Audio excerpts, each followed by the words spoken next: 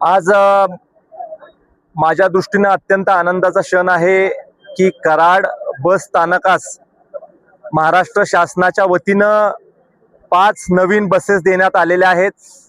कराड बस स्थानक हे पश्चिम महाराष्ट्रामधलं अत्यंत वर्दळीचं असं असणारं बस स्थानक आहे।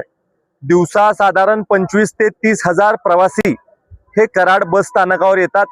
कराड तालुका हा क्षेत्रफळाच्या दृष्टीनं हा महाराष्ट्रामधला सगळ्यात मोठा तालुका आहे आणि त्यामुळं कराड तालुक्याला अत्यंत सुसज्ज असं बस स्थानक असावं आणि गाड्या पुरेशा असाव्या याच्यासाठी आमचा सातत्यानं प्रयत्न राहिलेला आहे। कराड बस स्थानकाला 89 गाड्यांची नोंद आहे आणि अजून 20 गाड्या ह्या आम्ही राज्य सरकारकडे मागितल्या।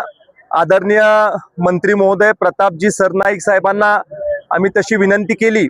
मुख्यमंत्र्यांनी देखील तशा पद्धतीच्या सूचना त्यांना दिल्या आणि 5 गाड्या आम्हाला पहिल्या टप्प्यामध्ये दिलेल्या आहेत। येणाऱ्या काही दिवसामध्ये आणखीन 5 गाड्या या कराड बस स्थानकाला मिळतील आणि राहिलेल्या 10 गाड्या देखील लवकरात लवकर मिळवून देण्यासाठी आम्ही प्रयत्नशील आहोत। पाठपुरावा त्याचा सातत्यानं चाललेला आहे। त्याचबरोबर ह्या 20 गाड्या मिळाल्यानंतर बसेसची संख्या 104 वर जाईल आणि 104 बसेस 109 वर जाईल संख्या आणि 109 बसेसमुळे जे विद्यार्थ्यांना बसेस काही कमी पडतात किंवा काही स्टॉप आपल्याला कमी करावे लागतात तो प्रश्न सुद्धा मार्गी लागेल, निकाली निघेल।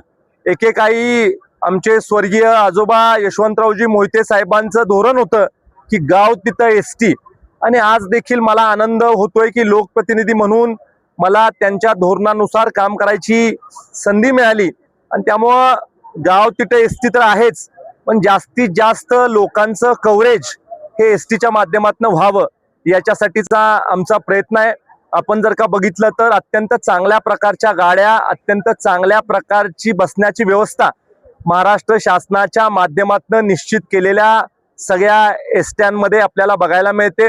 मी आदरणीय मंत्री महोदय प्रतापजी सरनाईक साहेबांचं मतदारसंघाच्या वतीनं लक्ष आभार व्यक्त करतो आणि येणाऱ्या काळामध्ये राहिलेल्या गाड्या देखील लवकरात लवकर मिळाव्यात अशा पद्धतीची अपेक्षा करतो।